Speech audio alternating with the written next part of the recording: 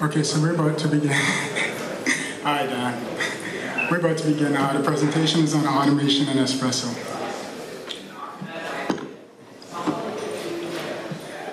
So essentially, there's a mutualism between test development and feature development that any well-grounded developer must understand.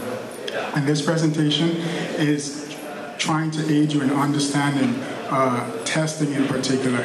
So what we'll cover is setting up an environment for testing, implementing acceptance testing with Espresso, and viewing reports and deploying and that entire pipeline. So first we start with rigging the process. This is essentially setting up your build server.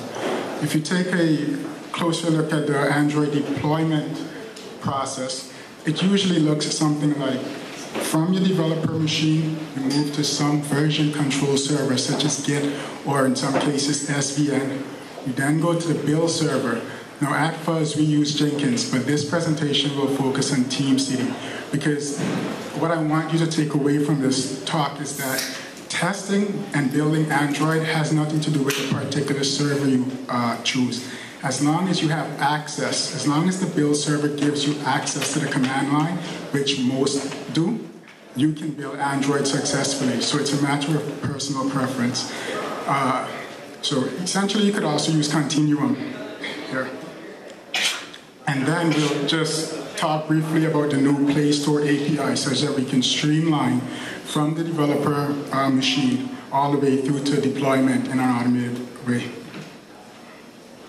So a closer look at this process would be that a developer essentially pushes a feature branch to the Git server, and it's likely that you'll set up some post-receive hook if you're using Git that notifies your build server. When the build server gets that notification, it compiles and tests your project.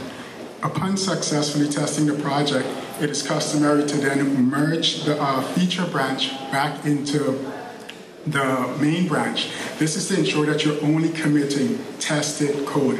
Rather than play the blame game, you should just always ensure the code on the main branch always works and is always tested.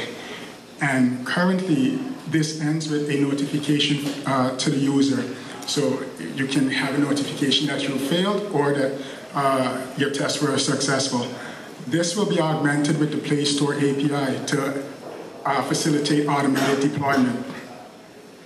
Now on the build server, in abstract, no matter which one you choose, I'll be showing TeamCity, but it could be Jenkins, it could be Continuum, and you could use Travis CI if your project is open source and therefore hosted on a public repo like GitHub.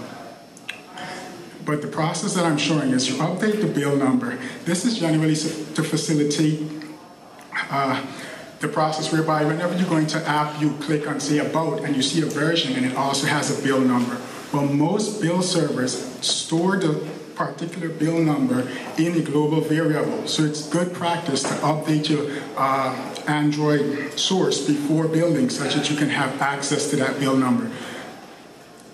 The project is built, it's tested, and then a very important stage is the reporting stage where you must look at your report and do meaningful deductions to determine whether that test actually signals that the app is ready to go. Now, in TeamCity, that looks something like the table you're seeing right now. The important thing to take away from this table is that I'm using command line runners for a reason. You can get a builder plugin for TeamCity, for Jenkins, for any mature build server system, but if the build runner does not meet your requirements, it's very simple to look at the build.xml ant script that Android currently has and map it onto your build server such that you can customize your build process and use the server that you prefer rather than what everyone else is using. Now that first process, for example, for us looks like a rewrite. So every time we signal a build, we simply rewrite this special build server build number XML file.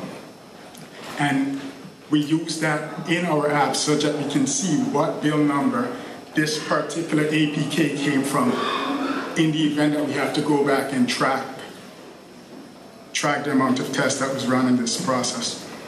TeamCity in particular provides a very nice interface and easily customizable. So if you look at the far right, you'll see the Emma code coverage tab. So Android uses Emma to do code coverage, and we wanted a view of the Emma report such that we can do meaningful deductions on this report. And it's very simple to set up nice tabs in TeamCity in the event that you want to use this solution. But recently, outside of Fuzz, I had this problem where I'm working with a colleague on a project that we don't have the resources to actually have a build server, but it is a private repo. So to foster the mentality of never committing bad code to the master branch and always testing the app, we came up with a workaround whereby in Android Studio, whenever we create a test config, we always ensure that it's a shared config. And this way we can push it into the repo because the run configuration folder is created. In this manner, whenever me and my colleagues speak in terms of, say, the custom page test, we're speaking the exact same language and there's no confusion. Further, when you create a test config in Android Studio, you have relatively decent amount of control over what can be tested and what configs you can create.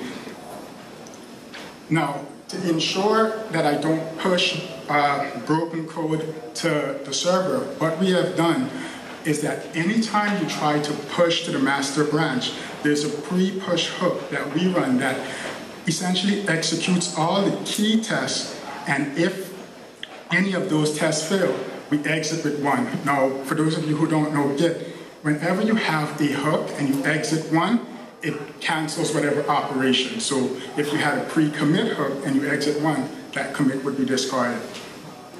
So essentially, in the test that I ran for this demo, it was a test called Page Destroy. It's a prototyping system that I was working on, and that's the result. You see the failed test, you get a message saying, hey, this change will not be pushed to the server, and the actual Git message. Now, the last part of the setup that's important is code coverage with Gradle. So with the Ant build system, code coverage, there's a clear step in the build.xml file that initializes Emma and instruments your classes for testing. But with Gradle, I looked at the Android Builder source code and I looked at the Android plugin source code, and I couldn't see the exact place that they're doing the Emma instrumentation. But Gradle is just groovy, and so we can inject these tasks. So essentially, after Java compile run, we need to run Emma to ensure our classes are instrument, and then the dexing process will happen, such that we can now do code coverage with Gradle. And how that looks, essentially, if you see the command line output, you will see compile debug. In our case, we call this task Emma instrument, and then it continues the standard process of dexing and packaging the final APK. And a closer look at that task, the only thing it really does is invoke Emma via the command line runner. Now this step is essentially, we open the build.xml file, we found where Emma is being invoked in the old Ant system, and we plug those same command line arguments into our build.gradle file. And we also added some messaging. Now the important step is basically the must run after. So this is specific to Gradle, but it has a system whereby you can tell it that you can invoke a task, but you can have a dependency to say this task can only run after something else has run. And so we want this task to only run after compile debug has run, because now we know we have .classes files that we can instrument. And so a closer look at TeamCity, you'll notice that Gradle W is invoked with the Emma instrumentation task and then the standard debug task for debug APKs and debug testing. So that's it for the setup process. Now we'll talk about acceptance testing and Espresso. So unit testing is very important, but Espresso is not a unit testing framework. I believe you can use the Android current instrumentation system to do unit testing. Espresso, specifically in my mind, does functional testing or acceptance testing. And this is a very important form of testing because even if every piece of your app works in terms of the individual unit, you still need to ensure that it's acceptable in terms of the flow that the client or the stakeholder or the end user requested. So essentially, Espresso is plug and play. You drop a jar into your libs in our case, you'll notice the Emma device jar. Now this jar is only built into a debug compile. And it's because how the Ant build system works is that it uses the SDK home directory, home variable, to find out where Emma is and link it to your class path. Now you could say this is laziness because I could invoke the same thing in the build.gradle file, but I just found it convenient to drop the jar in and only build it when I'm building a debuggable build. Because in my mind, if a build is debuggable, it's in the development stage, and anything in the development stage is in the test stage. But it's very important that you don't add this in production. You'll actually just be injecting your APK with a jar that's not needed in production. Now, so after the setup, after you've set your instrumentation runner to the Google instrumentation runner, and that's a basic step. You can find it on the Espresso homepage, so we're not going to cover it. The key thing with acceptance testing, acceptance testing development, is to look at your requirements and your wireframes to develop the test. Now with Espresso, it's easy to sort of develop a test first, because essentially Espresso is built as an Android package. So what you can do is look at your wireframes. For example, this is a simple login screen, and it has a username, a password, and a few buttons. And you can create, say, something like an IDs.xml in your project space. And with those names, you can develop a test, something like unview with ID r.username input, perform type the username. Now, all of this can be done before the feature developer actually starts his work. And with this technique, you now have the test engineer can now develop the test beforehand, and the feature engineer is building an app to make this test run. So for example, if in his XML file, he doesn't use the ID r.id username on the login XML layout, the test will fail. And this is how you can start to get into the realm of acceptance test-driven development. Now, what you're seeing here is all Espresso syntax. Essentially, Espresso uses matchers intensely. Almost everything is a matcher. And what you are seeing was that Espresso is using the matcher with ID. This is a special type of matcher called a view matcher. And it uses that to create, with the onView method, to create what is called a view interaction. Now, a view interaction, the main thing that it does is gives you this perform method, and then you use a view action to actually say what action you want to perform on the view. So essentially, all your code will probably look like unview with some ID, or if you have a custom view matcher with that custom matcher, and you perform some text, like say typing text or clicking. And this is basically the core of Espresso. It's a simple API, and I believe that's a typo. I believe it's very expressive in its simplicity. However, something that gets me is that when using static imports, it's often hard to track where stuff comes from. So you have to know that, okay, with ID is a view action. I'm sorry, a view matcher, and you have to know that type text returns a view action. So there's an entire discussion about why you shouldn't use static imports. But for testing, it gives you this sort of readability in your code, so we use it. But that's only part of the test. Whenever you create an acceptance test, it's sort of that you're modeling a QA engineer. And a QA engineer, they just don't type around and click around your app. The tools like Monkey Talk and Monkey Runner, those tools can do those type of tasks. You also want to make assertions. Essentially, at the end of your test cycle, it's a testament saying this app is either good or not good. You're modeling the actual human tester. So the second part of any acceptance test in my mind is a clear form of what to assert after you complete a task. So recall that that test was testing the login page. It's a simple sign-in mechanism. So the first thing that happens in this particular app is after the user signs in from the login fragment, it goes to what we call the main activity. And here you're seeing activity monitor. Now this is not Espresso code. This is just stock Android instrumentation. So here you're seeing an activity monitor that's waiting for the main activity to load. Now it has a timeout. And we always assert that it's not null before we continue doing more assertions. A note here is that we developed this test case before we knew of the activity lifecycle monitor registry. Now what this class offers is supposedly a better or more reliable activity monitor. So essentially with many things in the testing world, there's always going to be errors with timing and synchronization. And that's one of the things that Espresso tried to address, ensuring that you don't get constant false negatives.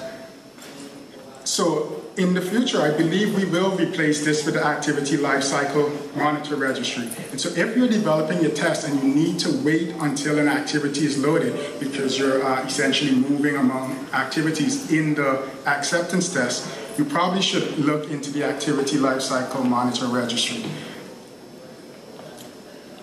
Now, after we assert that the main activity is actually loaded, in this particular test, we get a fully qualified user object, and we need to assert that that's not null. Because even if the activity has loaded, if at this point the user object is null, it signals to me that the developer did something incorrect, because the user object is returned from the login call.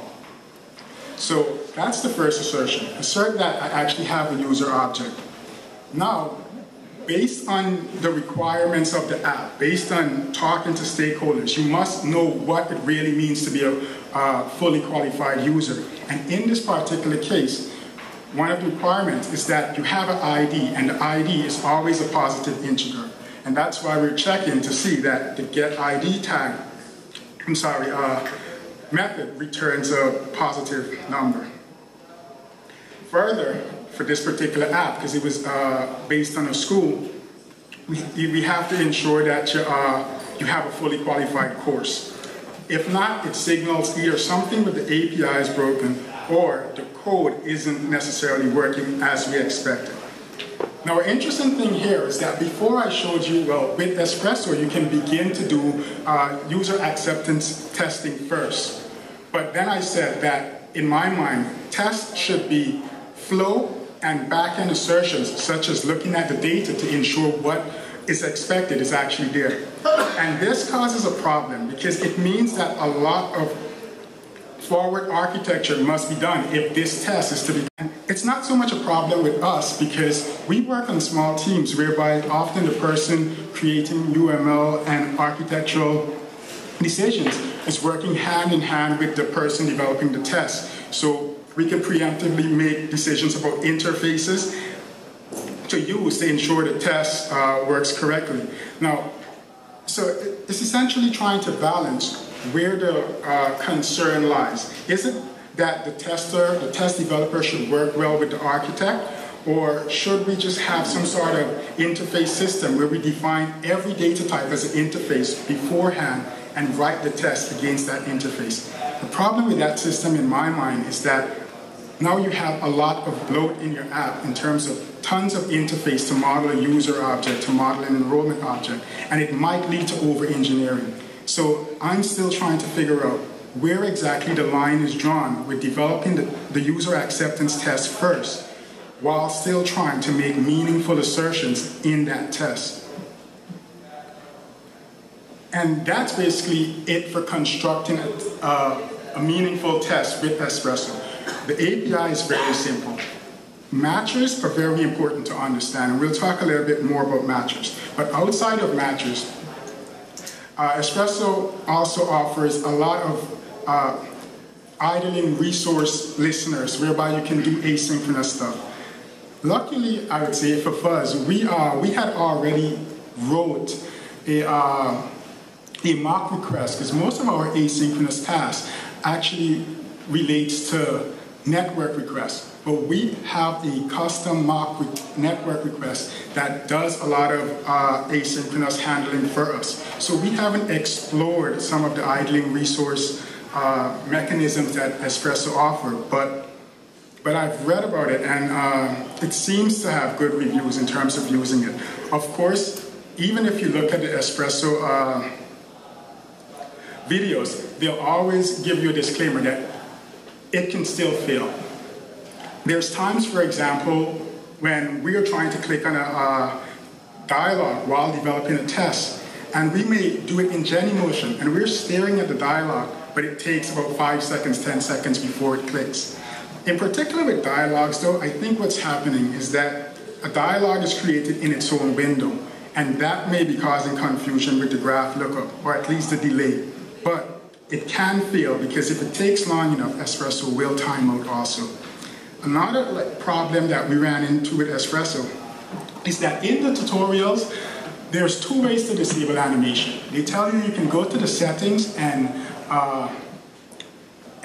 there's the window animation scale, and then there's the animator time, and you can set those. But the problem is that at first, we use support fragments. And with support fragments, when you use the fragment manager, you're creating an animation, not the animator. So even after setting those flags in, say, your emulator that you may be running on your build server, you will still see fragment animations.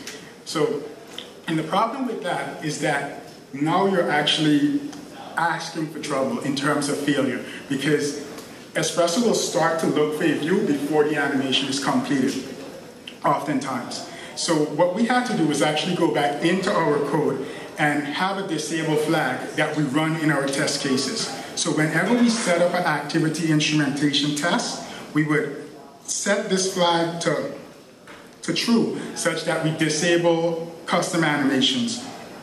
I'm also trying to find a reflective way of doing this, but it's quite difficult, because this method, set custom animations, uses the animation utility load method.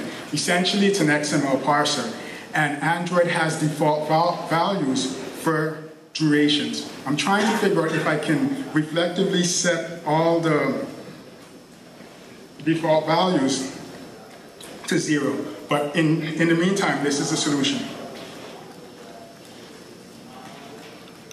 Now, another kind of problem that we had we didn't have a clear understanding of the handpress matcher library. So,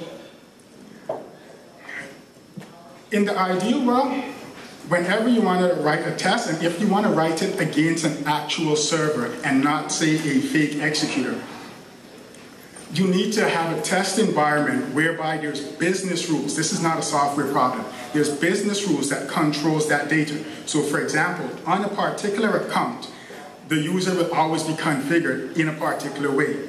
The problem is, we work with a lot of third-party companies that don't always follow those business rules. So we wanted to ensure that we're always matching against the exact data type and the exact views that we initially discussed in the business requirements phase. And so we ended up writing a lot of custom matchers to do a lot of fail-safe checks.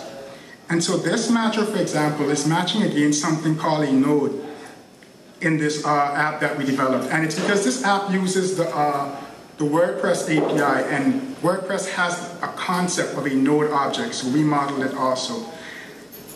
And an interesting tip that I suggest is if you have to do custom matchers, you probably should also have a static method that creates that object for you. The reason is because then you can keep in the same writing style as Espresso. So when we first developed this, I was looking at a test that a developer wrote, and he had the matcher created, and it would be something like on data, and then it was like new bounded matcher, but it doesn't flow the same way. So you still want it to be as readable as possible. So whenever you're creating custom matchers, whether it's data matchers or view matchers, you should probably wrap it around some static method to try to keep the readability that Espresso tries to foster. And so here's an example of a test using our custom matcher and that method instead of instantiation directly. Now, on data is a special action that essentially it uses matchers to go through stuff like adapters to find certain criteria. So in this case, we have an expandable list view, and each group can host an assignment, a test, a video, an audio file. So we had different types that we were trying to match against.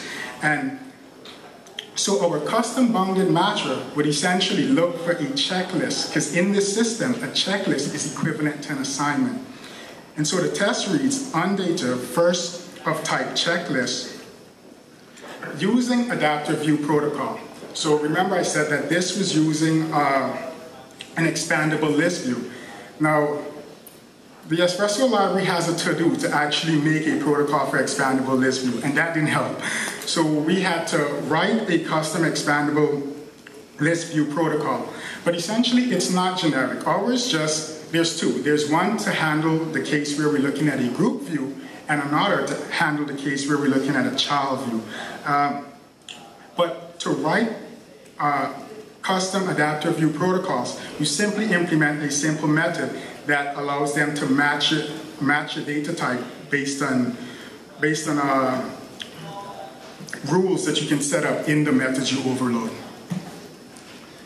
So we use our custom protocol, and something that got us for a while was that we didn't realize that there is an in-adapter view method.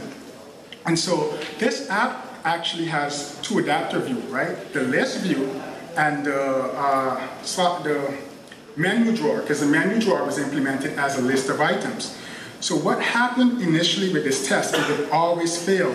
And that's because it would find the first adapter view if we didn't explicitly set that we wanted to look at the modules list. And the first view did not have the necessary information because it wasn't an expandable list view. It was just the menu items from the adapter, from the navigation drawer. Now, after we set up the test, again, we performed the action on the view interaction, and that's just a click, because this particular test was supposed to click the first assignment in the list to ensure that the assignment loads correctly. I don't show the assertions for this test. But something I realized is that one of the reasons we were constantly over creating custom matchers is because we actually didn't understand the hand-press matcher system in its totality. There's actually a lot of logical matchers. There's 3 logical matchers, and you can do a lot with them. So the all of, the any of, and the not matchers. The all of matcher is essentially banding a group of matchers together, and the any of matcher is essentially pairing it. So when we were doing those custom matchers to find particular nodes, it's highly likely that we could have just construct a complex matcher to do the same thing in the event that we don't want a subclass. And so that's something you should probably look into, because it will probably save a lot of time in the end. So just a little bit on test architecture. Essentially what we do, because this is user acceptance testing, we package tests according to features. So in our feature code, we might have something like common fragments, but we won't actually create that package. We won't actually create that package in the test. Instead, we would create the classroom, because that's a feature that the business requirement people know. We use the lingo the business requirement people can understand, because essentially I want this test to be done by a quality assurance engineer and not necessarily someone with a deeper understanding of the actual feature code. So that's the general way we package tests. Now you'll notice at the bottom there's an abstract main activity entry point. This is actually a subclass of the activity instrumentation test case. And what it does is it provides the boilerplate for signing in. Because every test that you see here, so the classroom test, the libraries test, and the search test, requires that the user is actually signed in. Now, to abstract that away from the person, the quality assurance engineer that will be writing these tests, the developer, the software engineer in test would write something like the abstract main entry point that takes away that boilerplate of launching the app, signing in, ensuring the main activity is loaded. And then you can begin writing something like, say, the modules test or the coaching circles test for this particular app. Something of note, though, is the page object model. So the architecture pattern I just showed you in terms of how we package tests and how we subclass activity instrumentation test case is specific to fuzz. But now we're looking into the page object model because there's a real problem in object-oriented programming when you start to use inheritance and encapsulation, whereby you might run into a jam, even if you're a great architect, where there's a necessity to repeat code. And we don't want to repeat code, so we decide to refactor. And oftentimes you run into a bigger jam whereby refactoring isn't possible because of how these two classes are separated. And it's likely that you're going to then extract that functionality into essentially a delegation pattern. And the page object model is a testing paradigm that you see a lot in web development, but it can be applied to testing an Android app, and essentially it's a delegation pattern. Now, rather than, say, go through something like redo, whereby we subclass and hope that you don't run into a case whereby refactoring couldn't ensure that you don't repeat code, you could just go straight into using the page object model, and we're exploring this. There's a lot of material out there on it, and you might want to read it. The only difference in terms of, say, reading a tutorial for the page object model versus Selenium versus Android Studio is that wherever there's a Selenium WebDriver, you would replace it by an activity instrumentation test case too, and the pattern opens up, and you can see how delegation can be used to abstract away testing features. Now, I'm going to talk somewhat about custom runners. So, the Android testing system, so ADB shell AM instrument, it gives you a lot of power to run tests based on custom annotations. So you can have an annotation, say, at libraries test, and every method that you tag with that annotation will execute if you set up that extra. But we were facing this problem whereby the way our sprints lined up, we wanted to do testing per sprint. And we wanted to package these tests per sprint. The problem with that is that then if you have 10 sprint, you would essentially have 10 custom annotations, and that doesn't make any sense. So what we did was extend the Espresso runner system to essentially read an annotation, but also read its value. So now when we want to have a sprint that's, say, the library sprint, we can say something like app custom test and put in the actual feature. Now how that looks is that whenever you use AM instrument, you pass in extras. Extras are what they are, extras. They're passed into the bundle. And I use code coverage, I use the annotation extra, but then I added two extras, the annotation property and the annotation value. And these properties are read by the custom runner. The custom runner is essentially a subclass of the Google instrumentation test runner. So it's essentially extending Espresso. And this is basically how the architecture looks. So yeah, it was late when I created this. So I call it the dream runner.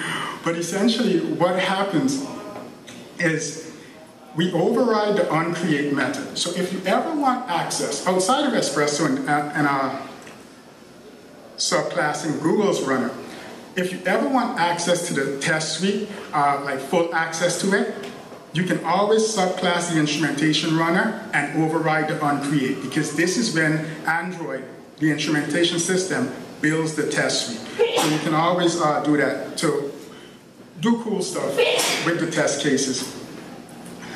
Now, in the onCreate, what we did was look at how Android figures out which test to run based on annotation. So if you look at the source code, you will find a has annotation predicate, and that's what's used to develop the test suites.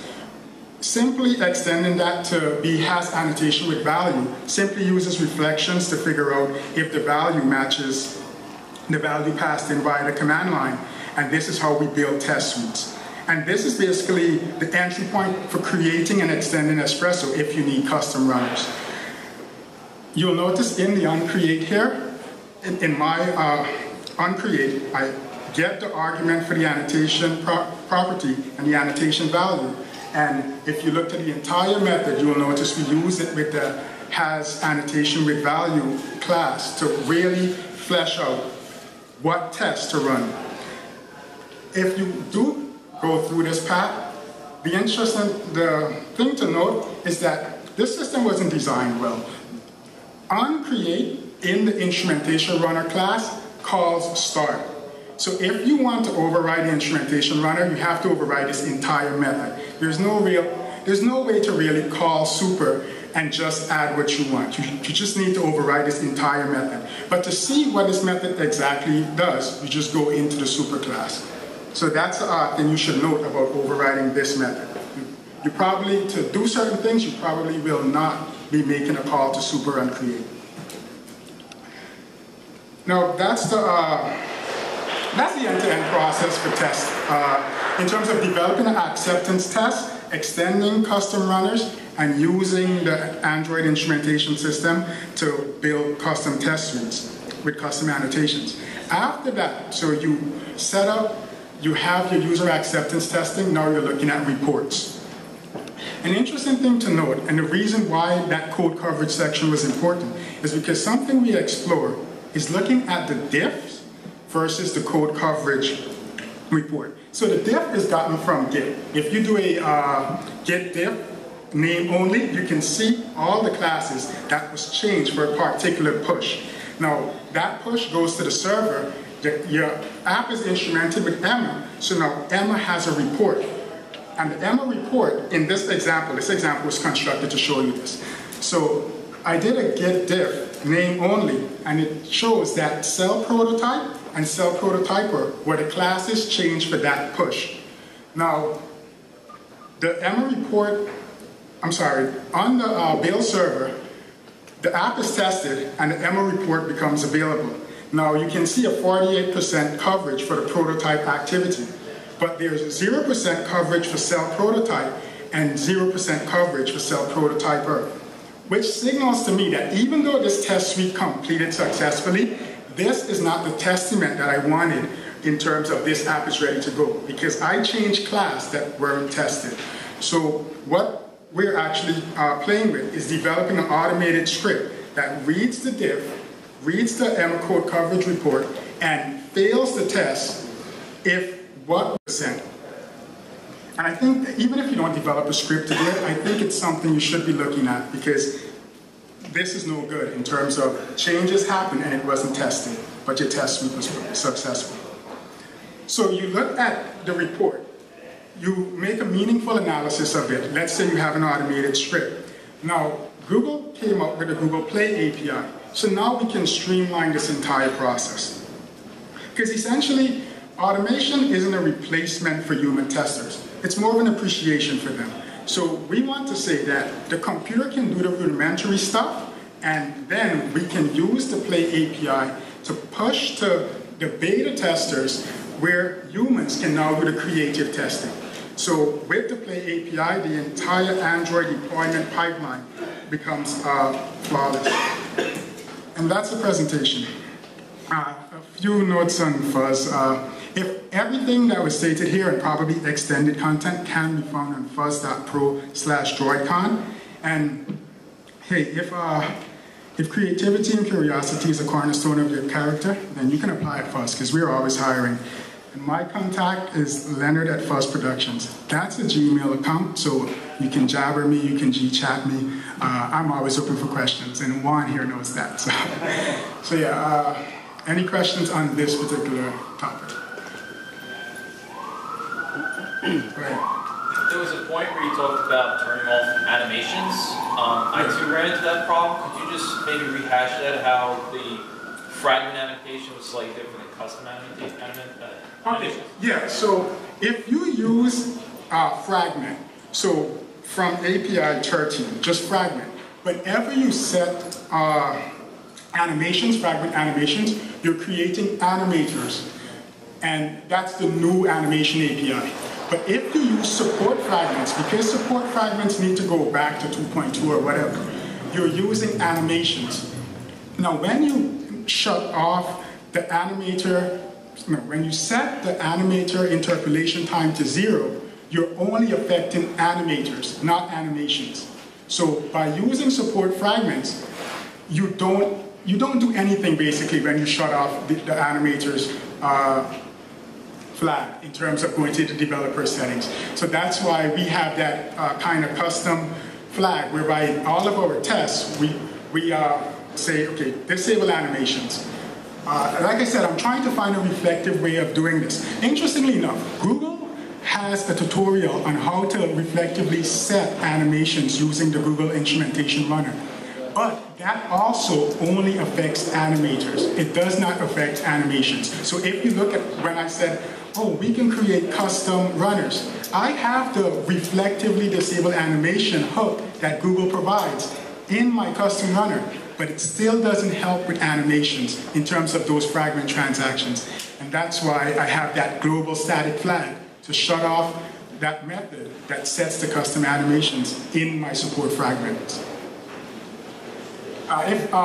So you could never really get something technical across in like 45 minutes in these type of discussions. But if you come to the Fuzz booth, like I said, I'm a very open person to like talk tech. So you can see source code and you can really get a walkthrough of all of this content. Any other questions? Juan, don't you have a question?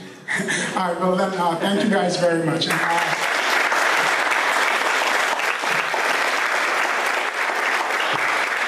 And seriously, come to the Fuzz booth. I haven't seen some of you guys there, so come to the Fuzz booth.